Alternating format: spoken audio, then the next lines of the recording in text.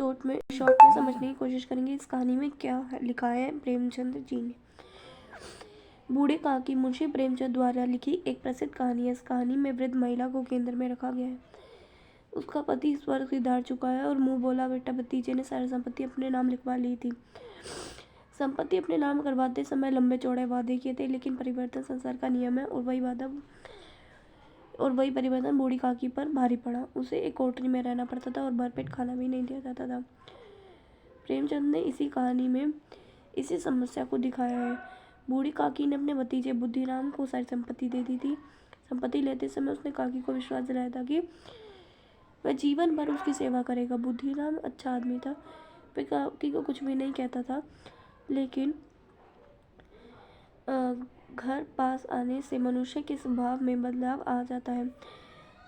बदलाव संसार की नियति है। बुद्धिराम की पत्नी रूपा स्वभाव में उग्र थी। वे काकी को भला बुरा कहने में कोई संकोच भी नहीं करती थी। उसे बूढ़ी काकी को बहुत दुख होता और जब उसे समय पर खाना नहीं मिलता तो वह अपना आपा खो देती थी और अपने पति को याद करके खूब रोने चिल्लाने लगती। इस पर बुद्धिराम घर में आकर उन पर चिल्लाने लगता। कोई चुटकी काट कर भागता, कोई इन पर पानी की कुल्ली कर देता। काकी चीख मार कर रोती, परंतु यह बात प्रसिद्ध थी कि वे केवल खाने के लिए रोती थी। इस घर में केवल बुद्धिराम की छोटी बेटी को ही बूढ़ी काकी से सहानुभूति है। इस कहानी में बुढ़ापे की लाचारी तब सामने आई जब बुद्धिराम के बड़े लड़के मुखराम का तिलक आया।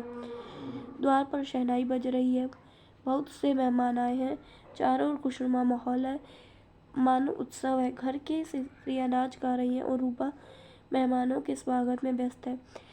भट्टियों पर कढ़ाई चढ़ रहे हैं। घर में पूड़ियाँ कचौड़ियाँ निकल रही हैं, दूसरे में अन्य पकवान। एक बड़े हंडे में मसालेदार तरकारी पक रही है। खाने की सुगंध चारों ओर फैल हुई थी। हर रोज एक दो रोटी खाने वाली बूढ़ी काकी आज मन ही मन खाने की कल्पना कर रही थी। बूढ़ी काकी की कल्पना में खाने की तस्वीरें घूम रही थी। आज जी भर और पेट भर कर खस्ता कचौड़ी, नरम नरम पूरी और मसालेदार सब्जी खाऊंगी। बहुत इंतजार करने के बाद काकी अकुड़ू बनकर हाथों के बल सरकती हुई बड़ी कठिनाई से चौखट पर उतरी और धीरे धीरे कहार के पास पहुंच गई। रूपा ने काकी को देख लिया और जोर से चिल्लाने लगी, ऐसे पेट में आग लगे, पेट है या भाड़? कोठरी में बैठते हुए क्या दम घुटता था। अभी मेहमानों ने नहीं खाया, भगवान को भोग नहीं लगा, तब तक धैर्य न हो सका, आकर छाती पर सवार हो गई। चल जाए ऐसी जीव, दिन भर खाती ना होती तो जाने किसकी हांडी में मुंह डालती। गांव देखेगा तो क्या कहेगा कि बुढ़िया भरपेट खाने को नहीं पाती, तभी तो इस तरह मुंह बाए फिरती है। डायन ना मरे ना माच छोड़े, नाम बेचने पर लगी है, ना कटवा कर दम लेगी। इतना ठूसती है ना जाने कहाँ भस्म हो जाता है। भला चाहती हो तो जाकर कोठरी में बैठो, जब घर के लोग खाने लगेंगे तब तुम्हें भी मिलेगा। तुम कोई देवी नहीं होगी, चाहे किसी के मुंह में पानी ना जाए, परंतु तुम्हारी पूजा पहले ही हो जाए। काकी फिर से कोठरी में चली जाती है, कल्पना कैसे करने लगती है, परंतु दुखी मन से। भोजन तैयार हो गया, आंगन में पतीले पट गई, मेहमान खाने लगे, स्त्रियों ने गाने शुरू कर दिए, सब खाना खाने लग गए, लेकिन बूढ़ी काकी को किसी ने याद नहीं किया और ना ही खाना दिया। इसी कश्मकश में ना जाने कब उसकी आंख लग गई।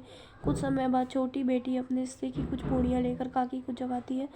उन पूड़ियों को खाकर काकी की भूख और तेज हो जाती है। वह अपनी कटिया से उठी और अंधेरे में छुटकी का हाथ पकड़कर झूठी पतलों को ढेर पर पहुंच जाती है। उन पतलों में से जूठन बीन कर खाती हुई काकी इसमें भले ही प्रसन्न हो रही है, लेकिन पूरे सामाजिक ताने बाने को इतनी बड़ी चुनौती प्रस्तुत करती है कि उससे पूरा समाज हिल उठता है। यहाँ तक कि कहानी में पूरा यथार्थ है, लेकिन रूपा जब काकी को जूठन खाते हुए देखती है तो उसका दिल पिघल जाता है। वह अपने को दोषी मानती है, परमात्मा से क्षमा मांगती है तथा पास बैठकर खाना खिलाती है। यह रूपा के माध्यम से आदर्शवाद स्थापित किया जाता है। प्रतिपाद्य बूढ़ी काकी कहानी का उद्देश्य समाज में बूढ़ों की दुर्गति को दिखाने पर निर्भर है। बूढ़ी काकी का अपमान वास्तव में केवल काकी का अपमान नहीं, अपितु संपूर्ण वृद्धों का अपमान है। वृद्ध घर में है तो सारा परिवार इकट्ठा है। घर की जड़ें मजबूत होंगी तो वृक्ष की तनों और फलों को कुछ नहीं होगा। एकमात्र छोटी लड़की वृद्धा को खाना खिलाती है। चाहे काकी खाने की इच्छा और बढ़ जाती है। अंततः ये कहानी हमें वृद्धों की अच्छी देखरेख का संदेश देती है। धन्यवाद।